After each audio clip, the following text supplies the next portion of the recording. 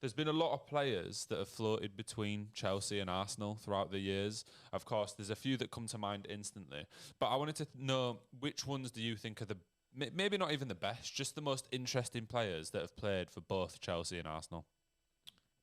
In terms of being interesting, I think Petr Cech's quite an interesting one. Just based on the fact that, obviously, he's a Chelsea legend. And to be honest, for Arsenal, as far as their legends go, in the 2010-plus era, he should be up there for them. He actually got, I think, 60-plus clean sheets for them. Did he? So he broke the clean sheet record whilst he was at Arsenal. Oh, I thought he did that while he was at Chelsea. No. He did that at Arsenal. I was pretty shocked when I read up on that as well. So I mean, Petr Cech for me is, we're going to talk about him in a bit more detail later, actually, so maybe I don't want to jump into it too much, but he was just unbelievable at both clubs. And like you said, Arsenal were in a pretty poor state at that point. Yeah. So I think the thing with him as well is when you thought of goalkeepers, you thought of him obviously he had his staple fucking helmet on. Anyway, we'll go on to Cech properly in a bit, because otherwise we'll give up half the other topic. Ellis, who's your first player that's played for both Arsenal and Chelsea? Well, the first one that springs to mind is obviously going to be Ashley Cole. Oh yeah. That's the first one that springs to mind initially. Yeah, I mean, a lot of people view Ashley Cole... part of the invincible team for Arsenal, then to go to Chelsea. I mean, had successful spells with both teams. So it was a big one. He is arguably the best fullback in football history for a lot of people, or at least in Premier League history.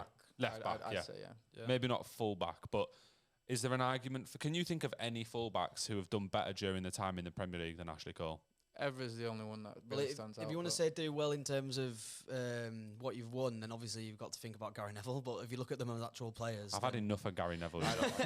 No, but the thing is, when you say he's successful or done as good, then you've got to look at Gary Neville with the amount that they actually all won. That class no, I know, but I feel like he didn't bring... team collective. But that's what I mean, it's team collective. So when you look at it from that perspective, then you're obviously going to say names like Gary Neville. But if you look at it as an actual individual, when Ronaldo was coming up into his prime years and Ashley Cole still fucking...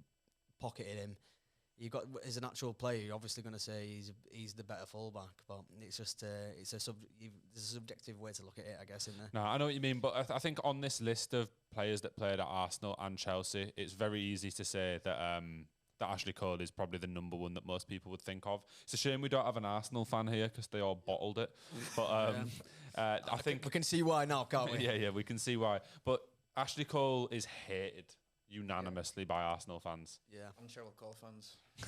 Cheryl Cole fans. That's the roguish shout. He's pissed off too. Do you know what? This is random. This is not to do with football. Someone was telling me the other day that Cheryl Cole once did a sponsored charity walk for malaria awareness. And on the sponsored charity walk, she caught malaria. Which I thought was mad. I hope that's true now. If not, whoever told me that is a fucking They've bastard. set you up big time. They've done me. But on those crossover Chelsea Arsenal players, who did I want to mention first? You know, I'm going to go for a pretty rogue shout, one that I don't think you boys will actually have on here, and it is Nicolas Anelka. Oh, Anelka. So Anelka, and this really surprised me, right? Anelka has played for some of the biggest clubs in the world. So I just picked out the big teams he's played for. You've got Arsenal, Real Madrid, PSG, Liverpool, Man City, Chelsea. Man City, Chelsea, and Juventus. Yeah, that's for one player. That's unbelievable. Collecting them like Infinity Stones. He's got the same agent as Morata. yeah. Morata's been. He's just money laundering, isn't he? Yeah. But no. So Arsene Wenger signed Anelka for Arsenal when Anelka was 17 years old. And then he went on in the next 2 seasons to get 25 goals in 65 appearances at Arsenal. So for someone that's under 20, that's unbelievable, which earned him a move to Real Madrid. And then it was later in his career he played for Chelsea as well. But I think throughout his career, he always picked up, like, he was never an unbelievable goal scorer, but he kept getting picked up for these good teams because he'd score, you know, probably a goal every 3 or 4 games, but he'd just be consistently a good person to have in the squad and around the team. And I don't know if you remember him at Chelsea much. Yeah. Honestly, I thought him and Drogba side by side would be like a York and Cole like regen. Didn't live up to that expectations, but I still think he was a good player. Obviously, he didn't win as much at Chelsea in comparison to what he did at Arsenal. Yeah. Still think he was a good signing. Number 9 curse. Gonna blame it on that. Yeah. Yeah, he wasn't amazing, but he did okay. Who's your next shout, Danny? I've already mentioned Fàbregas, so I won't say Fàbregas. But an interesting one, I think, is Olivier Giroud. Yeah, true. yeah. So he at Arsenal was not amazing, but he did score some. His It's goal his highlight catalogue- reel is mental. His goal catalogue for Arsenal is insane.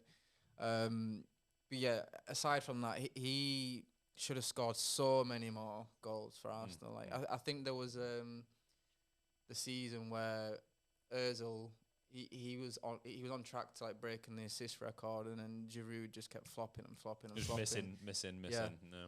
And then for some reason we signed Giroud, and we go on to win the Champions League, and we go on to win the Europa League, and I'm just thinking, are Arsenal like a bad club? Do we make them play their players better, make them win, and then when our players they want a retirement home, then they go to Arsenal? That's what it kind of felt like at a time, didn't it? Yeah. No, but I thought that. But then when I looked over a lot of the signings, it actually, like, a big one for me is Aubameyang. Like, when he went to Chelsea from Arsenal, he did fuck all. Yeah. So it's like, it's actually kind of similar the other way around as well.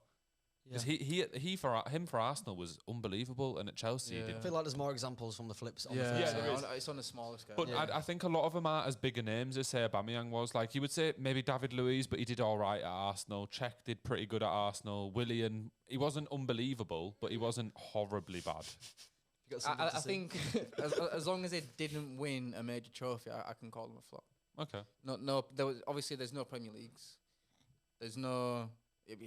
For them, like an FA Cup's like a big trophy. I think the thing is as well, the positions have flipped. So how you would see it now, Arsenal were in a much poorer position then. Yeah. They've had a complete rebuild and They weren't completely. challenging for titles like Chelsea or in European. Yeah, so actually top them leagues. picking up a player that wasn't quite good enough for Chelsea at that time when they Wasn't were good never for going to them. challenge for the league, it's a different comparison altogether. Kind of like what we're doing with Cole Palmer. Yeah. Yeah, true. That's a Very good similar, example, actually. yeah. I mean, a lot of the signings really, it's players who are young but not quite good That's enough. the thing to, with Cole Palmer though. He's fucking got bags of potential. He's just, but then like, sit here in that good of a position and they've got Yeah. that good depth that they can kind of just pass him off and it not Yeah. really be that Because they're not really a Detrimental project to 'em. anymore. They're just they're they're built. they're the living dream. well-oiled machine, yeah. aren't they? Like, They shouldn't fall off anytime soon. Have you got another Chelsea Arsenal crossover player, Ellis?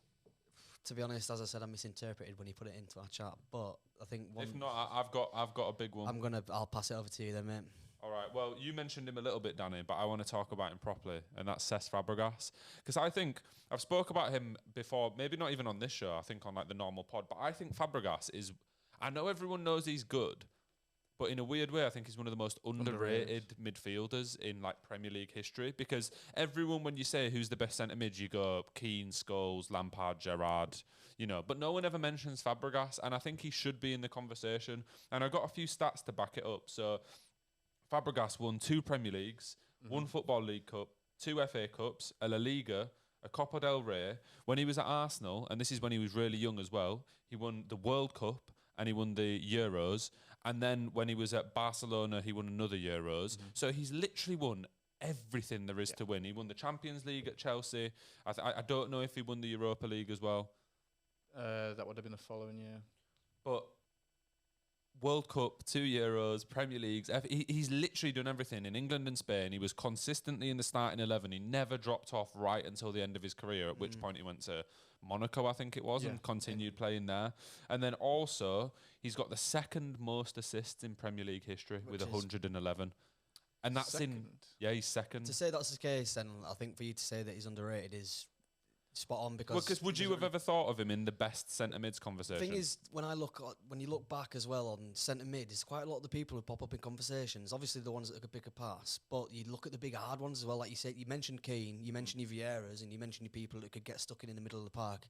Sometimes the ones that are a bit more, the clever ones who read the game, are a little bit more intellectually inclined when it comes to actually playing football. They can be precise with the passing, stuff like that. They might get swept under the rug, like I feel like Fàbregas might have done, because in my opinion, from what you've just said, he really should be in the conversation a lot more than he is. Oh, 100%. And for me as well, I think it's always a testament to a player when they can go abroad and do it as well. Yeah. And obviously he went to Barcelona, and he was at Barcelona in a period Well, when that's they were his home, unbelievable. isn't it? And Like, that's I guess when- being abroad is being in England for him, isn't it? Again, really? winning the league and the League Cup there. Yeah. And he was only there for a couple of years.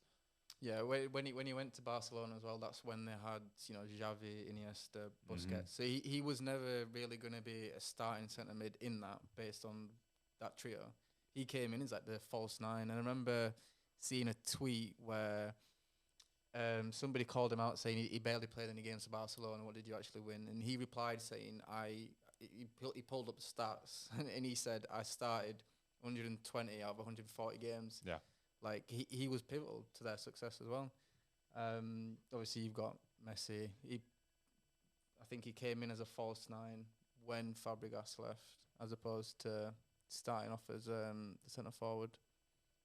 But yeah, Fàbregas for me, not just underrated, he's underappreciated. Because I think there's a fine line between those two. Yeah, definitely.